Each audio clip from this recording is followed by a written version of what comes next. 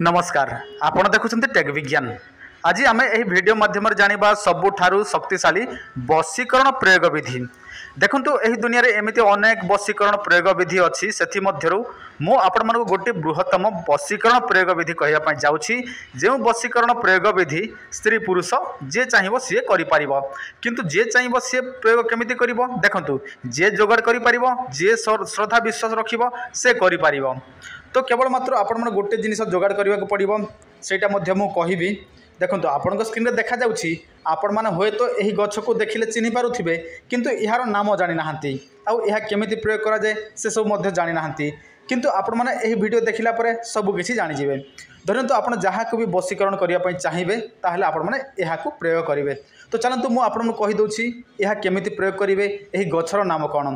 देखंतु एहा को भूतकेशी बोली कुहा जाय थाए, बुझिला। यह को भूतकेशी बोलिकी कह जाए। आपण माने गूगल रे मध्य सर्च करंतु भूतकेशी, तापर कौन करेंगे आपण माने यह को प्रयोग करेंगे। तो केमिति प्रयोग करेंगे आपण माने पूर्णिमा दिन विधि विधान सहित यही गछ को आनिबा को पड़िबो। देखंतु यही गछ लता केमिति अणा जाए से सब मु आपण मानको विधि विधान सब किछि कहि दैछि, तेणु प्रत्येक वीडियो रे से सब कहिबा आवश्यक नुहे। जदि आपण माने प्रथम थर पई देखुछन्ती एही वीडियो, ताहले आपण मानको हमर प्रत्येक वीडियो देखिबा को पड़िबो, ताहले आपण माने गछ लता को केमिति अणा जाए, केमिति रखा जाए, केमिति प्रयोग करा जाए से सब जानि परिबे। केवल मु आपण मानको एही वीडियो प्रयोग विधि कहूछि, किंतु आनिबा विधि कहू नाही, काहे कि बेसी लंबा हे जिवो। तो आपण माने कोन करिवे, पूर्णिमा दिन एही गछर मूल को आनिबे, किंतु ता पूर्व निमंत्रण करिवे एवं आपण माने गोटे मंत्र देखंतु, मंत्र ध्यान दियंतु।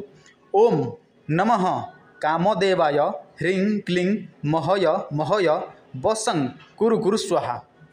यही मंत्र रे 108 थर यही मूल को अभिमंत्रित करदेवे। आपण माने यह को जे कोनसी गोटे ताबिज रे पुरेबे एवं धारण करिवे।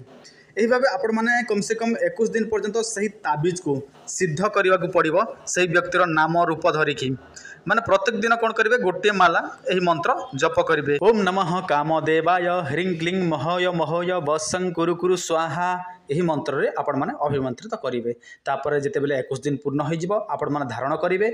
जो व्यक्ति पई यह प्रयोग करछंती से व्यक्ति आपणक पाद तले आसिकी से प्रेमर भिक्षा मागिबो निश्चय। यह हेउछि संजीवनी।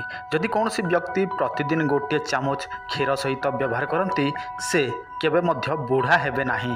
आ बुढ़ा माने व्यवहार कले से माने पुणी थरे भेंडिया हे जिवे। यह स्त्री पुरुष समस्त व्यवहार करि परिबे। अधिक विवरणी पई आपण माने एही वीडियो देखि नियंतु। जदि कौनसी पुरुषर लिंग अति छोट कम से कम 4-5 इंच हम से माने लंबा मोटा करने चाहते ताहले व्यवहार करंतु एही टेक विज्ञान तेल। केवल मात्र 3 मास व्यवहार करेंगे ताहले आपण लिंग 8 ରୁ 10 इंच हम 100% ग्यारंटीर सहित। जदि आपण माने अन्य कौनसी वशीकरण प्रयोग करिसंती किंतु आपण मानकर वशीकरण हो नाही, जदि आपण माने काहाकू प्रेम करंती से आपण मानकू प्रेम करे नाही, ताहले आपण माने एही वशीकरण ताबिज निश्चय व्यवहार करंतु।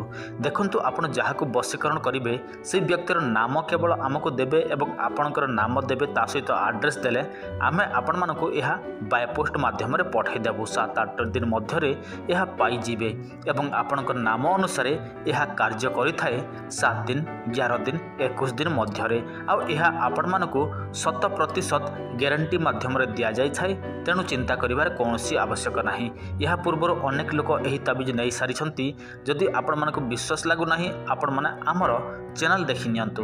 सेठी आमे अनेक लोकंकर मेसेज आपण मानकू देखै देइछु जो माने व्यवहार करि सारिछंती। तेणु आपण माने काहाकू वशीकरण करिया पई चाहंती व्यवहार करंतु एही ताबिज। ता सहित आपण माने सट्टा जुआ लॉटरी गंजा लड़ई खेल जदि खेलंती ताहले व्यवहार करंतु ध्रुत विजय ताबिज।